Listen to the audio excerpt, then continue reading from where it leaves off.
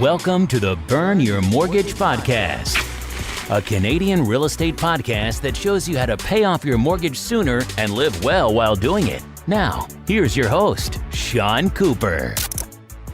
Welcome to the Burn Your Mortgage Podcast. I'm Sean Cooper, and it's great to be back for another episode. On today's show, I'll be talking to Erica Alini. Erica Alini is a personal finance reporter at the Globe and Mail and the author of the best-selling book, Money Like You Mean It, Personal Finance Tactics for the Real World. Erica started out her career in journalism as an economics reporter, chronicling the ripple effects of the financial crisis of 2007-2008 for the Wall Street Journal in New York. That background is why she's always exploring how larger trends, from the housing affordability crisis to the impact of climate change on insurance, affects Canadians' money struggles. Her book argues that economic, social, and technological changes have complicated personal finance for everybody, but especially for Millennials and Gen Z. She then provides practical tips on how young Canadians can achieve middle-class financial goals despite the challenges they face.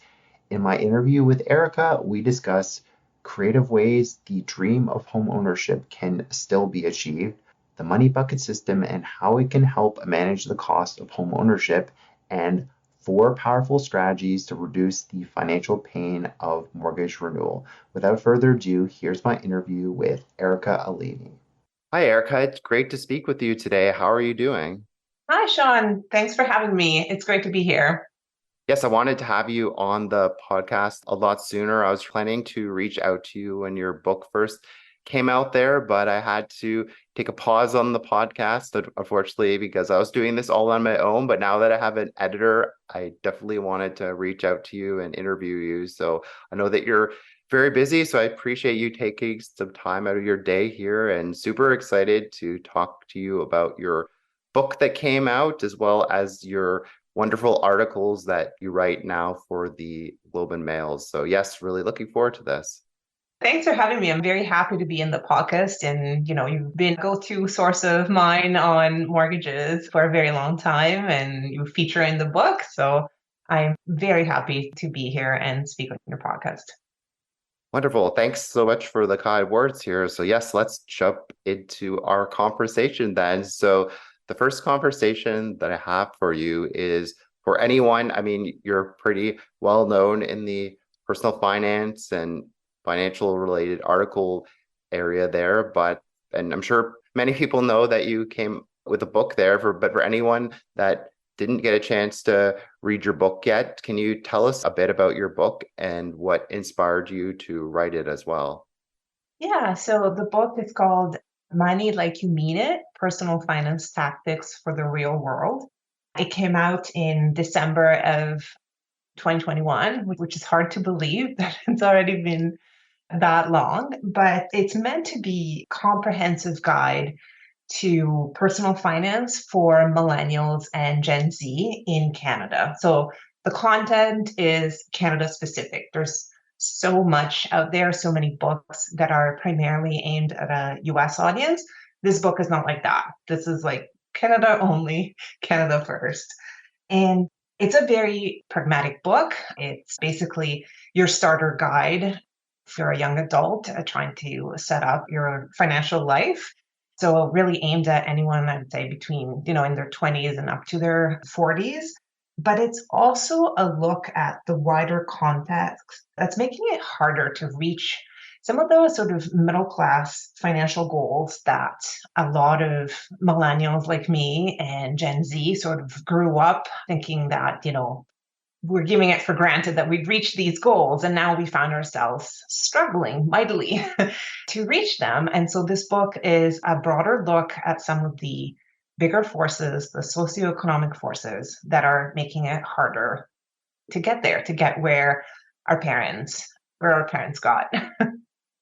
No, very well said. That definitely summarizes the book very well. And you actually lead us into the next question there. So you talk about it like on the back of the book there, but there were expectations set for the last generations, like the baby boomer and generation and all that. And yeah, things have definitely changed. Homes are a lot more expensive. It takes people a lot longer to save up the down payment than it did even 2 decades ago there. So you talk about this in the book, and this is a recurring theme in your articles as well, but how can millennials and Gen Z still achieve the middle class goals despite the challenges that they face? Maybe you can give some examples of the typical middle class goals, expectations that people thought that they should achieve in the previous generations, like baby boomer, and yes, how that's still possible this day and age, just with the challenges like rising cost of living and other challenges people face. Yeah.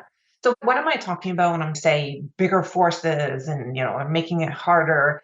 So it's actually much easier if people get what I'm talking about much more easily today, even than when the book came out. Right now, like everyone's talking about inflation and the cost of living and what the Bank of Canada is doing, housing prices, rents, right?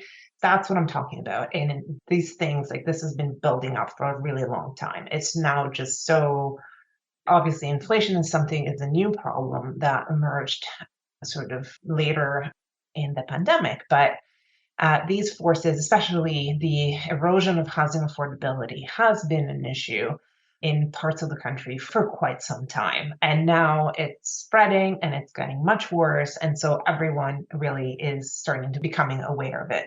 And so obviously, housing for young people, like some of these challenges affect everybody. So one of the things that I talk about is the fact that we've had interest rates so low by historical standards for such a long time before inflation spiked later in the pandemic. And then the Bank of Canada was forced to raise interest rates to try to get inflation under control again. Before that, we've had a very, very long time of very low interest rates. And what that does is, yes, in part, it makes it easy to take on debt, right? And so it's the reason why we have, one of the reasons sort of why we have such high household debt in Canada is because interest rates make it very cheap to borrow, right? We have huge mortgages because for a very long time, it was very cheap to borrow. Financial innovation is another sort of larger phenomenon. It's great in many ways, but the flip side of financial innovations of things like first it was credit cards emerged, and then you could pay with your phone, and there are so many ways to borrow. And borrowing became not just cheap, but also easy, right? And when borrowing is cheap and easy, it becomes cheap and easy to follow into all kinds of debt traps that it can be very difficult to get out of. Yes, like this subscription creep, I believe I've heard that term. These services are like, oh, Netflix and other things. Oh, only $10 a month. But the problem is when you sign up for 10, 15 of these or 20 of these services, it really adds up to a lot of money and you forget about a lot of them. So like you said, it's just so easy to spend our money these days, and studies have shown you don't get the same pain of spending. It's nowhere near like when you hand over money to someone versus swiping a credit card or even putting in the information online. Like you just don't feel that kind of pain of spending that you did with cash back in the day. Absolutely. And, just to continue for a second in that vein, the other sort of two sides of financial innovation is in investing. So a great upside of financial innovation in investing is, sort of the democratization of investing. It's so easy to start investing in financial markets these days. You really don't need to, you can start investing with very little money and buy good quality financial products at low cost, at very little effort. That's great. At the same time, though, it's also extremely easy if you don't know what you're doing to make financial mistakes, investing mistakes and lose money that you can't afford to lose, right? And so obviously some of these challenges affect all of us regardless of age.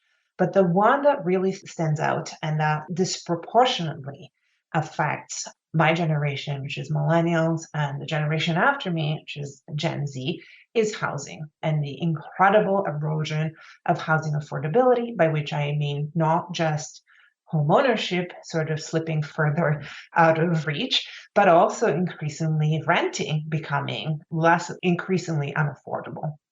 And so, yeah, so housing, I would say, is the number one financial challenge for my generation. And this whole argument of the book is, for housing and for every one of these other challenges that we face, it is possible still to achieve sort of the classic middle class goals that we grew up sort of thinking, we'd achieve with no trouble. But you have to be aware of how economic forces affect your daily life and your pocketbook. You have to know more about personal finance. You have to know what your options are. You have to know how to choose. And there's a lot more planning ahead, a lot more sort of being strategic and being creative that's required to get there, I would say, compared to previous generations, compared to the past. No, very well said. And that actually leads us perfectly into our next question here, Erica. So, what are some creative ways the dream of home ownership can still be achieved? You talk about it. Again, it's a recurring theme in the articles that you write as well as your book, but examples like buying with family and friends, buying a house and renting it out like myself. Maybe you can just talk about a few of those things as well. And yes, I definitely see the challenge these days. As a mortgage broker, I help people achieve the dream of a home ownership. And yes, people definitely have to be creative these days. Like my sister was looking to buy a property on her own. So I definitely know how challenging it is. You can be earning a good wage and it can be difficult to even qualify. But yes, maybe you can talk about some of those creative ways that help people still get their foot in the door and start building up equity so they can eventually move up in the market there. Yeah, for sure. So home ownership is a great example too. Like, what do I mean by being strategic and being creative? So you have to approach the question of affordability sort of with you have to be rational and you have to have your eyes wide open, right? So the first step is to understand how much house you can afford, right? This is something that used to be an issue just for those who wanted to buy a house. Like, it used to be a question of how much house can you buy, right? Now it's become an issue for renters too. It's like, how much can you spend to keep a roof over your head? Because I'm seeing so many people the rent is so high, they don't have any money left whatsoever at the end of the month, and they don't have any kind of financial safety net. And as a renter, that's very precarious and that's very dangerous. So the classic general rule to gauge that, and something that many of your listeners are probably familiar with, is that your housing cost should be around 30% of your before tax income. Now, it's a valid rule for sure. It's a little bit tricky because people aren't used to budgeting with their gross income. Generally, you budget with your take home pay. And it's also, what are your housing costs? Like, people might think, oh, my mortgage. That's like by far not your only housing cost. You have to think property taxes if you're buying, you have to think utilities. All of that should be in that 30%. And some, likewise, if you're renting, that would be rent plus utilities. A simpler rule that I really like, and it comes from personal financial planner Shannon Lee Simmons, and it works equally. It's the same rule whether you're renting or owning, is try to keep your fixed expenses at 55% of your after-tax income. So I find that that's like a more intuitive rule for a lot of people, and it's much easier to understand what fixed expenses is. And obviously, housing for most people is by far the largest fixed expense. So that's really like the rule you have to live by. You cannot go beyond that 55%, or you're going to end up in trouble. Now, how can you buy a house, become a homeowner, and still be within that 55%? Assuming that, obviously you don't have the privilege and fortune of having a family that can help you financially. So the traditional solution to that used to be sort of buy elsewhere, right? Like, if you cannot find a house that you can afford, wherever you are, move. And, that used to be the classic solution for people here in Toronto. And, the saying was, drive until you can buy. Now, with the pandemic, there's been such an exodus of people outside of Toronto that the discount for, moving out of Toronto has shrunk dramatically. So many people are looking all over Southern Ontario and they're failing to find something that's reasonably priced that they can afford and that still allows them to come into work, even not every day, but a few times a week or even a few times a month, that makes sense within Southern Ontario. So buying elsewhere increasingly has become maybe buying a different province, going quite further afield. And unfortunately, that is not a solution that works. It's not an acceptable compromise for everybody. You may have a job that physically requires you to be in a big city, or, your ability to have a career and your earning potential is closely tied to a large city. Or maybe you have family in the city and you don't want to move out. There's all kinds of reasons why people are limited in sort of where they can move to.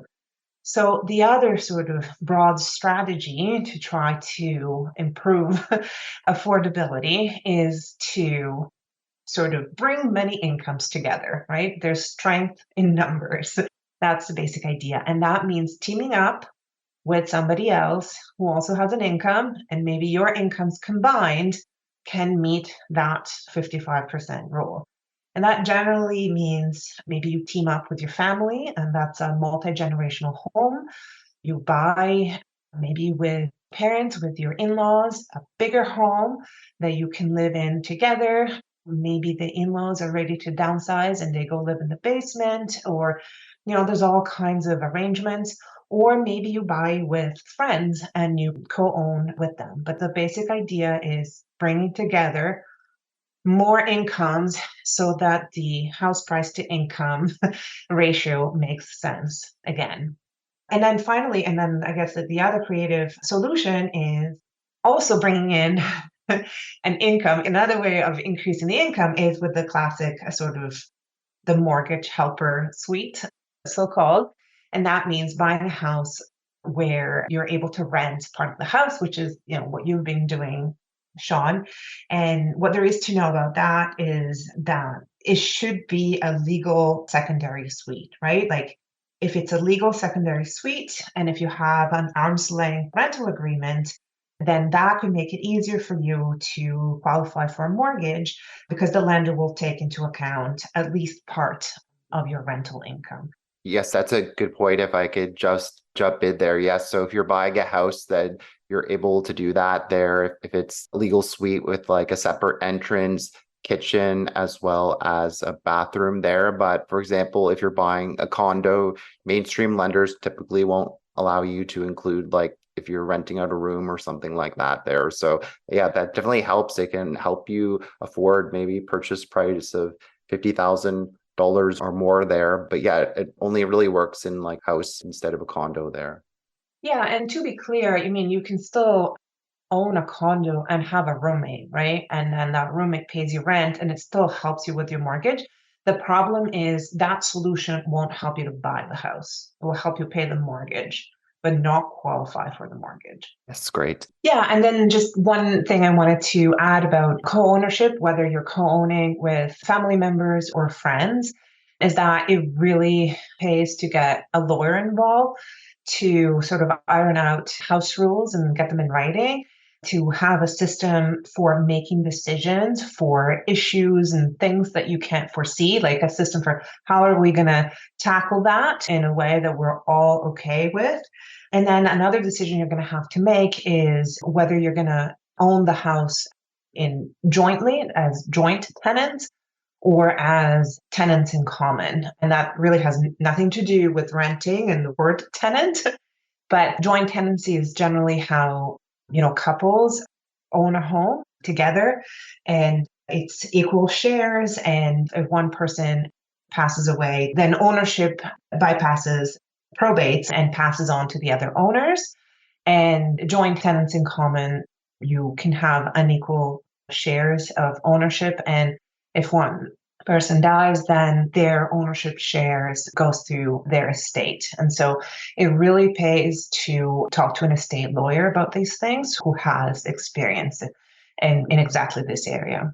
That's some great advice there. And yes, it's important if you're buying with someone just to realize that the arrangement isn't forever. So yes, have that conversation about the exit strategy up front there, because otherwise, if this is like a friend or family member, you don't want to ruin that relationship. So it's good to, when you're buying a property together, just to have all that figured out in advance. And like you said, have everything in writing so that you avoid any disagreements later on, because you wouldn't want to ruin your like relationship with a family member or friendship there. So yes, very well said. Thanks so much for the great answer there.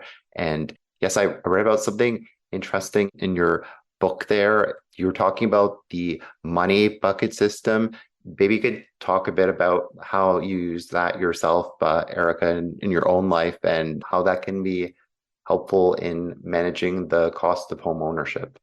Yeah, so the money bucket system is a way of budgeting and managing your expenses and savings goals without a budget.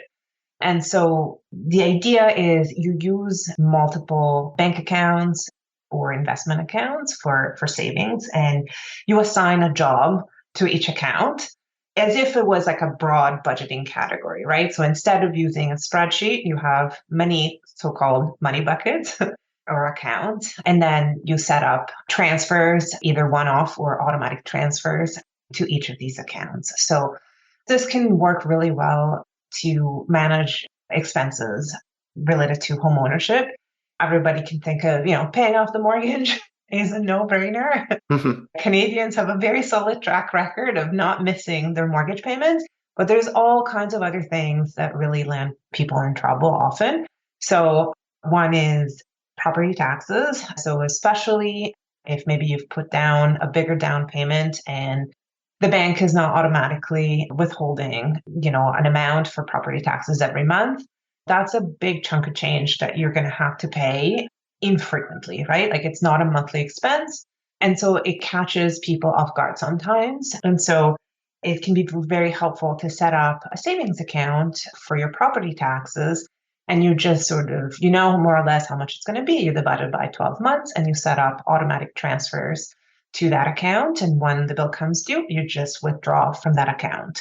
There's utilities that sometimes catch people off guard. So for example, in Toronto, we have waste and water. They're not charged monthly. They come due quarterly. And it can be several $100s every so often. So that's another one that I usually treat as a monthly expense.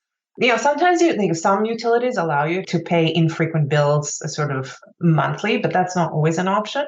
And when it's not an option, it's very handy. Again, have another savings account, and then you know more or less how much it's going to be. So every month you put some money towards that so that it's never a surprise.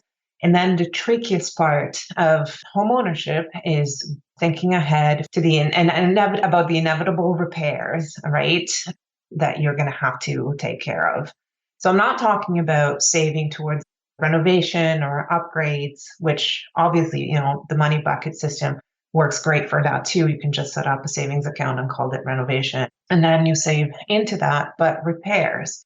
And so it's really helpful to try to estimate how much you might spend on repairs every year. If you've been a homeowner for a while, you probably have an idea. If not, estimates vary depending on, how there are pretty good estimates online. They're based on the square footage of your house. So you can do a quick Google search. There are also some older rules of thumb in personal finance that are based on the price of the home. Because houses are so expensive right now, it's honestly better to go with square footage estimates. But, get an idea and then have this sort of like minor emergency fund that's specifically dedicated to your house. And that way, you won't necessarily have to tap into your line of credit, which, now might carry an interest rate or 7 or 8%. You'll have this little pool of cash that you can tap into to help you with the repairs that come up all the time, no matter how new your house is.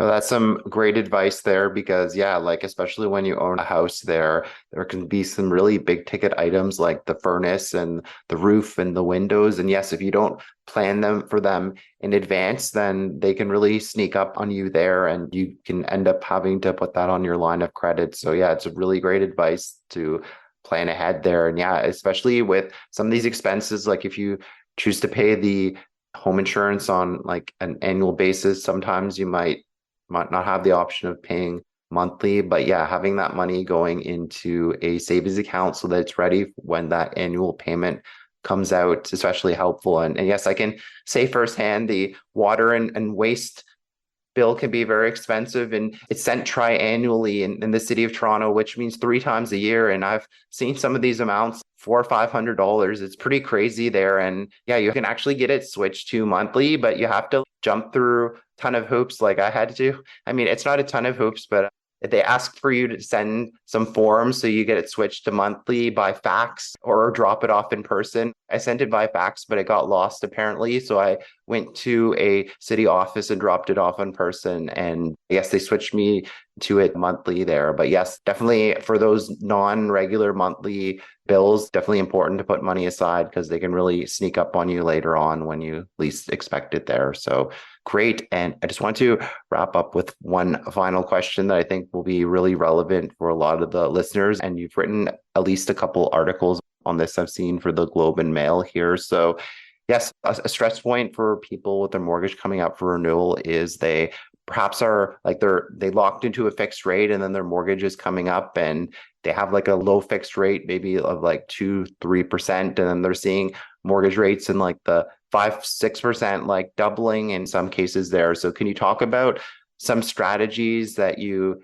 discussed in the article there when you interviewed a bunch of people in the mortgage industry here? But yes, I can talk about some strategies people can use these days to make their payment more affordable if the mortgage is coming up for renewal so they don't have to eat Kraft dinner for the next 5 years or however long their mortgage term is. Yeah, so lots of people are losing sleep about their mortgage renewal right now. And it's another perfect example of how it pays off to plan ahead, do your research, be strategic, and know what your options are. And so starting with planning ahead, it's a really good idea. And this is one of some of the advice that I've heard from the mortgage professionals I've talked to about this is try to understand what you're facing, what kind of mortgage renewal rate you're looking at, and what your new payment might be. It's a ballpark, and then see what kind of changes, like what does that mean for your day-to-day budget, right?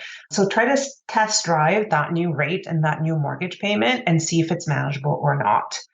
Now, if it's not manageable, then one of the options, and one of sort of the most obvious things that people are doing, is to see if you can lengthen your amortization. Now, if if you're ahead of schedule with your amortization, and the amortization is sort of the total amount of time that it will take you to pay off your mortgage in full. So for most people at the start of, when they take out the mortgage for the first time, it would be 25 years or perhaps, more and more commonly 30 years. So if you've been aggressively paying off your mortgage, maybe with accelerated payments, or maybe you've made a few lump sum payments towards your mortgage, you're ahead of schedule, right? And so you can go back to the original amortization schedule without refinancing your mortgage. And that's an easy option to give yourself a little bit of breathing room. So it means that it will take you, you'll lose sort of that advantage. But if that gives you a little bit of breathing room right now when you're financially stretched, it may be worth it. And even if you're not ahead of schedule, even if, say, maybe, you have a 25-year amortization and you're at the end of your first 5-year mortgage, you have some wiggle room to re-extend the amortization. Now, that would require refinancing, which comes with some costs that you should definitely ask your mortgage broker or mortgage professional about. But again, once again, stretching out the amount of time that it will take you to pay off the mortgage in full means smaller, monthly payments. And so that could give you just, the financial breathing room that you need right now. This, however, is not an option if you are with a variable rate with fixed payments and your amortization has already stretched beyond the original amortization schedule, then you really have no wiggle room there. So it's important to highlight that. Then another strategy I thought was really interesting. The obvious thing to do is if your mortgage is coming up in the next 3 to 4 months is to get pre-approved and get a rate hold so that if the Bank of Canada, not just the Bank of Canada, but if rates rise more in the next few months, you're okay, you've locked in something.